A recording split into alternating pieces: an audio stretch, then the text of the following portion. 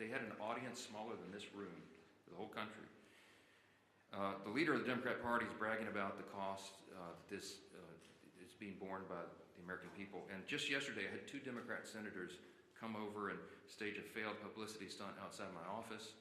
I heard about it, walked out and confronted them, and set them right on the truth. They came to this side of the Capitol to try to put on a little political show for their online audience, and then they walked right back over there and voted for the 6th time to keep the government shut down. Give me a break. Democrats seem to be doing everything except the one thing that Americans desperately need and deserve, and that's passing our clean CR to get the government operating again. That's all we're asking. Stop the political stunts. Stop the madness. Stop saying that you're enjoying inflicting pain on the American people, for goodness sakes, and pass the clean CR in the shutdown today. I'm going to turn it over first to our chairman, Chairman Mike Bost. He, as you know, works on all things regarding Americans veterans. He's the chairman of our committee that handles all of that. And we just wanted him to talk specifically about the costs that are being borne by our veterans because the Democrats shut down. Chairman? First off, I want to say thank the Speaker, and let me tell you this. I believe Secretary Collins and the administration is trying to do everything they possibly can with the money that we actually provided for them in advance for our veterans. Thank heaven we did. So the healthcare side and appointments and everything through our VA from that side is not in jeopardy yet.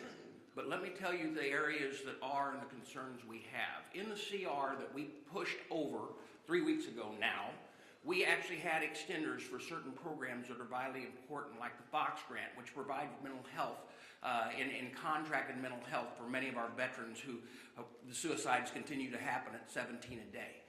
We also have things that we pushed over as far as the concerns we're dealing with continuing education. Continuing education is starting to fall by the wayside. The concerns that we have with other programs like this, there's about 7 of those programs, but those are going to start falling by the wayside. Now, one of the concerns that we're already hearing is the GI Bill.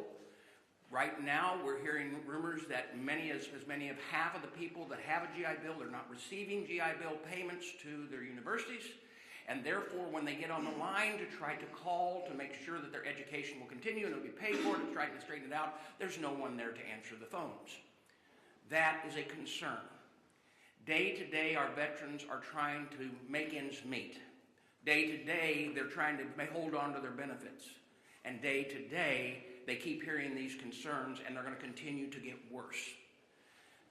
As a veteran, and as someone who tries to provide for them, the fear that I have for them is as this goes on, it will only get worse. It's not a game. It affects real people's lives. Another program that's out there that is concerning is those that might be needing home health care. Those are private providers. Now, like I said, Secretary Collins is trying to shift things around, but the authorization language expired on the 1st of October. Folks, this is not a game. It's very, very serious. And let me tell you this as well. As I watch us coming up on the deadline on the 15th, that the first time that our not only our veterans in dealing with this, but our military personnel, our young enlisted that may have spouses and children that are making it payday to payday, are all of a sudden trying to figure out, I'm living payday to payday, but I'm going to get no pay due. Let me tell you, that's personal to me. That's who I was. When I joined the United States Marine Corps, I was 18 years old, turned 19 in boot camp, got married out of boot camp, had a child, and for a short period of time, it was during the Carter administration, and we were living payday to payday. And when you saw no pay due, not everybody's got a parent that they can call. And you don't have a credit rating where you can actually call a banker. And you know what? Rent's still due. Food's still got to be put on the table. And for someone to say, hey, you know what?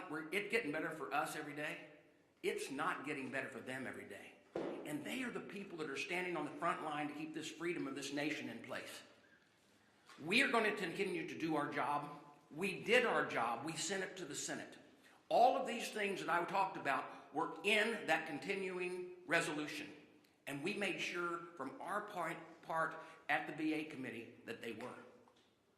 It is time that the Democrats quit playing games with those people who they claim that they're all for, our veterans and those who serve this nation. Thank you. Well, thank you, Mr. Chairman, and it just shows you the real cost of a government shutdown that Chuck Schumer's imposed on the country. We hear over and over these stories, and we're hearing more of them every day now that we're in the 8th day of this shutdown. The pain that is being inflicted on real people. I did a town hall meeting last night with thousands of people on the call, and a number of people talked about the problems they're experiencing. Seniors that want to make sure their Social Security checks are going to be delivered. Obviously, families of military personnel, we know those stories. We hear those stories. And what does Chuck Schumer say? You know, I read you the quote yesterday of a senator just a few days ago who said, quote, "The point of this shutdown is not just suffering for suffering's sake, but to make a point." That was a different senator. And then yesterday, Chuck Schumer, of course, says, quote, "Every day this gets better for us." And so you've got to ask yourself, if you're Chuck Schumer, and a good day for you is defined by how much suffering you can impose on other people, including our men and women in uniform, maybe you need to look in the mirror and check yourself at the door and wonder what it is you're up here trying to accomplish. Is that really why Chuck Schumer ran for office? To inflict pain on other people so that he can have a good day, a better day for himself. When that is your measuring stick for a good day, is how much pain you're inflicting on other American families, you have lost your way. And yet they vote over and over again to keep the government shut down.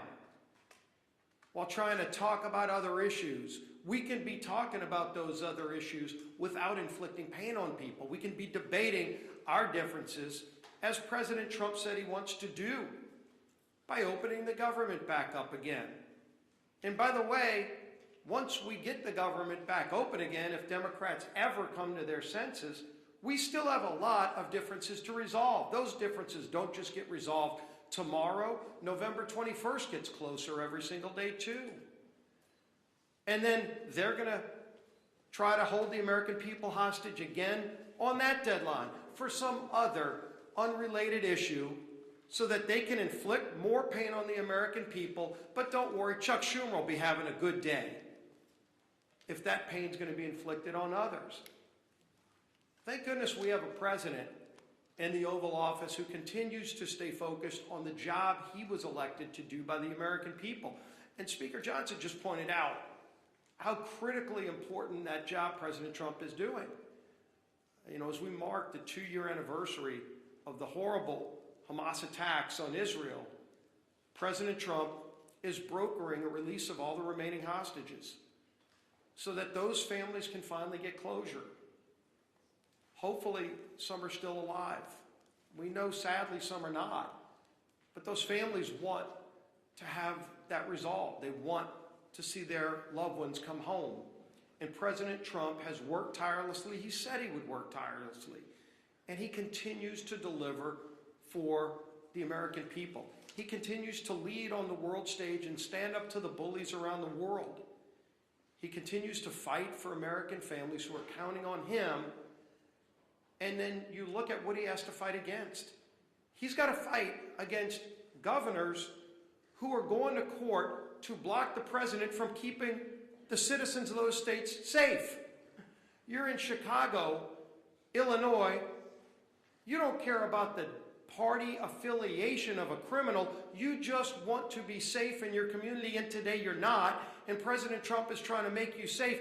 You would think your governor for one day would put aside those petty differences and say, well, gee whiz, Mr. President, finally we agree on something. But no, the Democrat Party has made a decision. Every day they wake up and they just want to fight Donald Trump. It doesn't matter what it is he wants to do. He wants to keep communities safe. They're going to fight him on it. He wants to keep the government open. They're going to fight him on it. President Trump wants to make sure our troops are paid. Chuck Schumer wants to fight him on it and talk about how good of a day it is for Chuck Schumer. when that happens, their party has lost their way. And it's not too late to come back. And so there will be other votes. Hopefully, we get 5 more Democrat senators that come to their senses and stop inflicting this pain on the American people. It's causing real harm on families. And hopefully, they stop worrying about what that measuring stick is that says they have a good day only when the American people are having a bad day. Stop inflicting pain on the American people, Chuck Schumer, and open the government up. End this madness. Our whip, time out.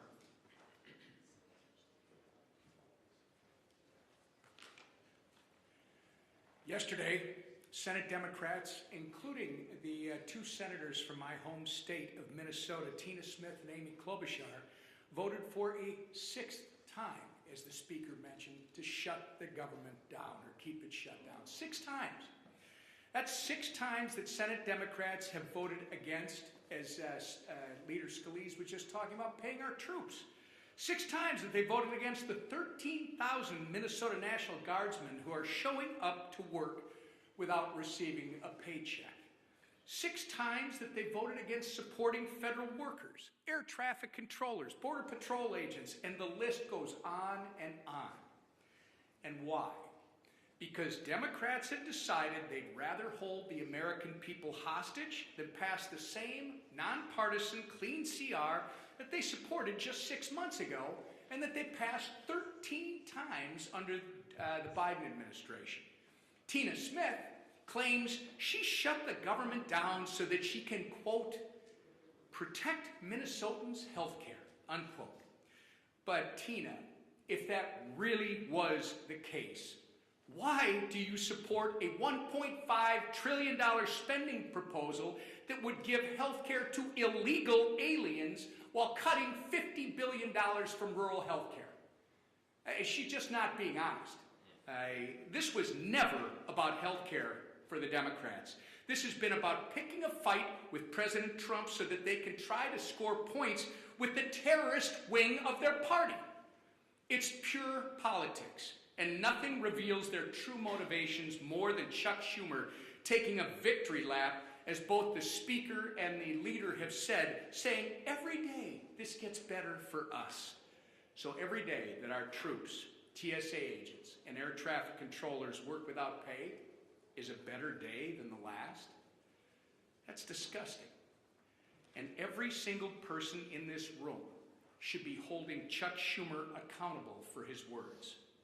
Unfortunately, Minnesota's 2 senators continue to follow Chuck Schumer off the end of the political pier with their needless shutdown.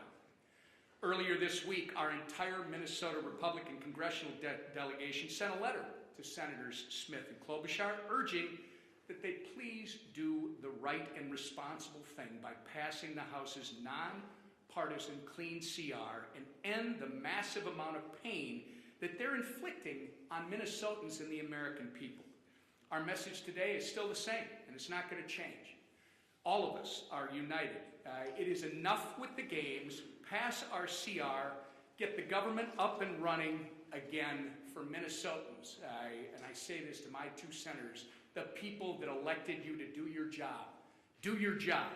Your constituents deserve better than this. And with that, I turn it over to our conference chair.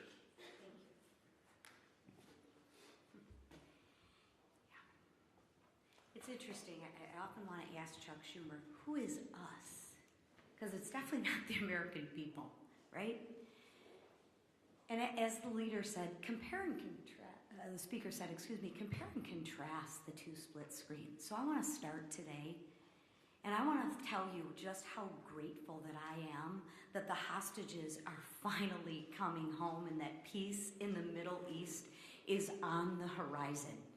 And I want to look right to you and say, thank you, President Trump, because without you as our leader, this would not have happened. It is Joe Biden, or it was Joe Biden's weakness that got us into this situation. And thank God for you, President Trump, that it is your strength that has gotten us out of this situation. And this didn't happen by accident, right? It happened because of our president's strong leadership that puts America first and peace first.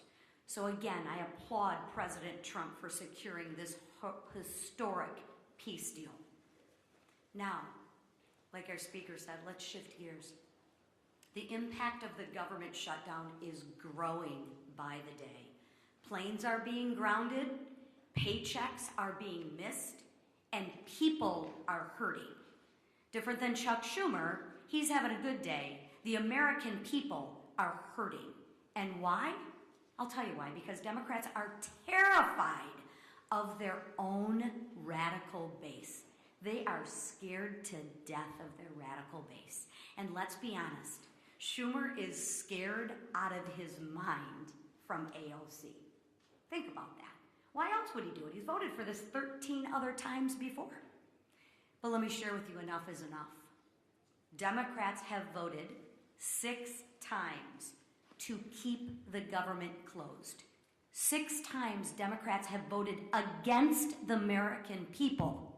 6 times Democrats have voted against the American people. And if they do it again, 1.3 million brave men and women in their uniform could miss their paychecks next week.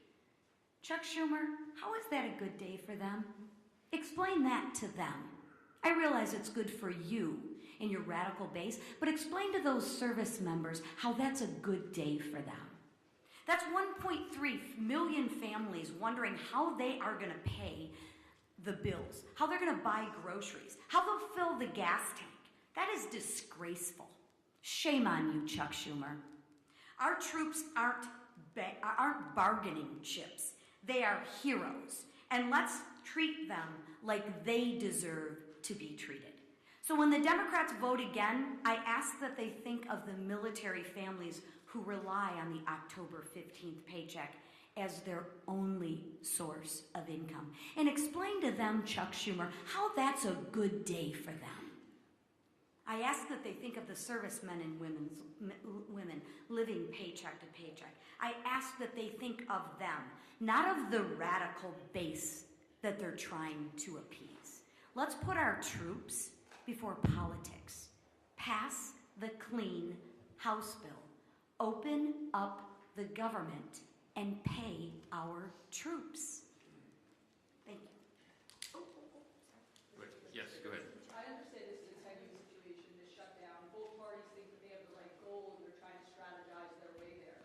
But why not put politics aside and shutdown strategizing aside to pass a standalone bill to pay the military? You mentioned that military mom that was on C-SPAN this morning. Do you ever think that this is lives and not politics, and the shutdown posturing can be put aside for the troops? I'm so glad you asked the question.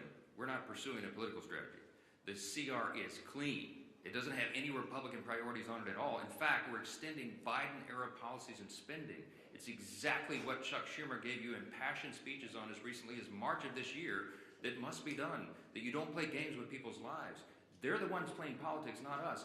I've explained this, and I'll say it again. If there was something that we could peel off of the CR, if I could take a Republican priority or policy or trick or gimmick off the CR and make it more palatable for the Democrats in the Senate to vote for, I would have already done so.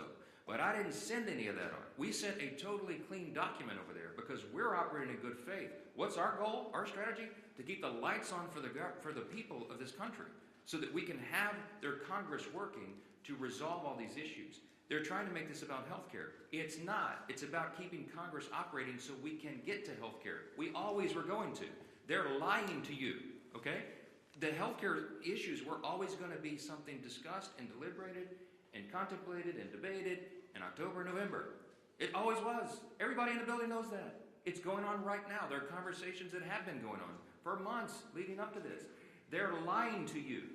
They're playing political games. They're trying to pretend that a December 31 policy issue has something to do with the fiscal cliff that we faced on September 30th with a shutdown. And they're doing that out of desperation. Why? Because their policies are so unpopular.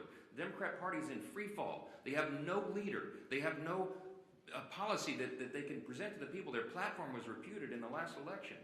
President Trump won every swing state in the popular vote. The House Republicans had the highest popular vote in the history of that's ever been recorded.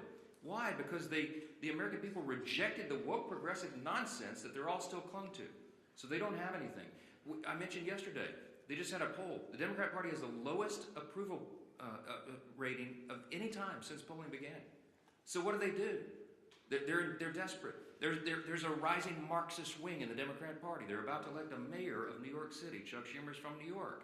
He sees a rising Marxist challenge to himself. And there's one thing that Chuck Schumer cares about more than anything else, and that is his Senate seat. The guy's been in Congress for 44 years. He doesn't know how to live life outside this building, and so he will do anything to make sure that he keeps that seat.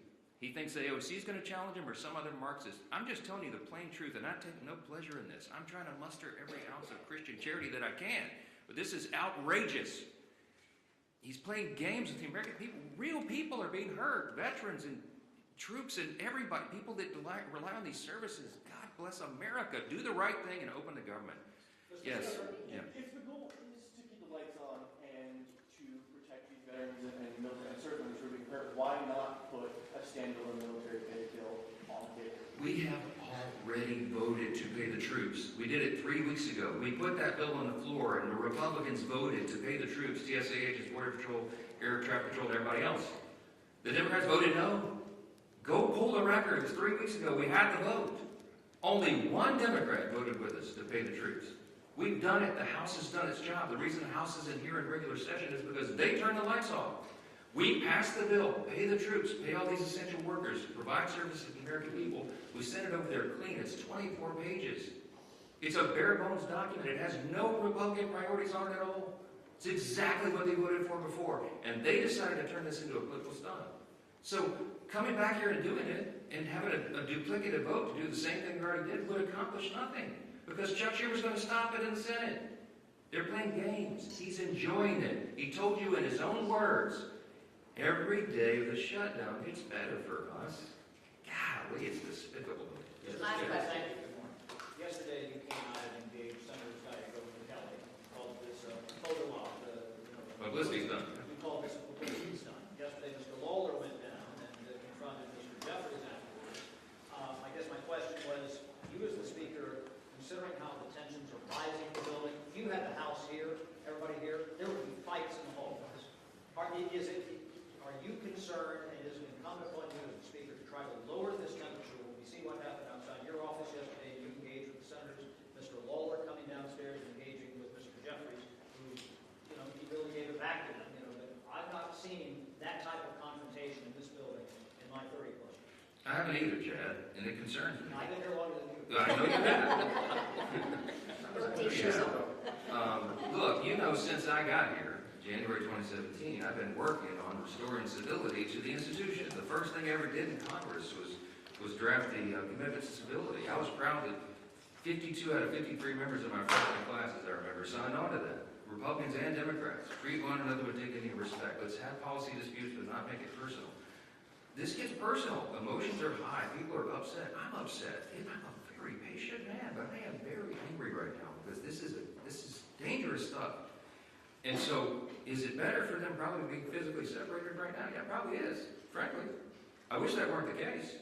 But we do have to turn the volume down. The best way to turn the volume down is to turn the lights back on and get the government open for the people. Do the right thing. We need 5 Senate Democrats. Remember, it's math. We have to have 60 votes in the Senate to do this. Every Republican in the building is voting to open the government. The president wants to open the government. We need a few more Democrats because we only have 53 Republicans in the Senate. We got to have a handful of Democrats to join and do the right thing, and I hope they will. We'll keep you posted, wait for developments, and let's pray this ends soon. Thank you. Is the House in session next week?